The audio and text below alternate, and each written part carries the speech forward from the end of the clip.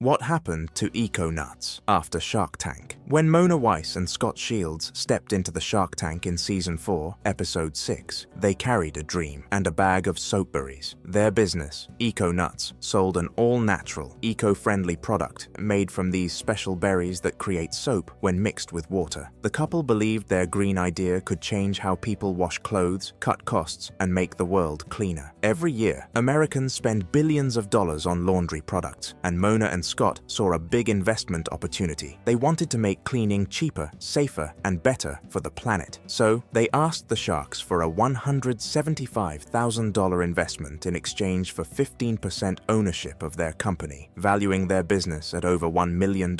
During the pitch, the sharks were curious but cautious. Scott claimed Eco-Nuts owned 90% of the soap nut market. But when the sharks asked for real sales numbers, things got awkward. The company had made only $100,000 in sales the previous year and expected $250,000 in sales the following year, far less than what the sharks expected. That mistake made them question the value and price of the business. In the end, the couple left the tank with no deal, no investor, and no shark. Even without a shark's money, Eco-Nuts' sales shot up after the episode aired. The TV exposure helped them reach new buyers, and they worked around the clock to fill purchase orders. With growing revenue, Mona and Scott expanded their product line beyond laundry soap. They introduced dryer balls, liquid detergents, skincare items, beard oils, toothpaste, toothbrushes, essential oils, and bar soaps, all made with eco-friendly materials and fair prices. By 2021, Eco-Nuts had reached about $1 million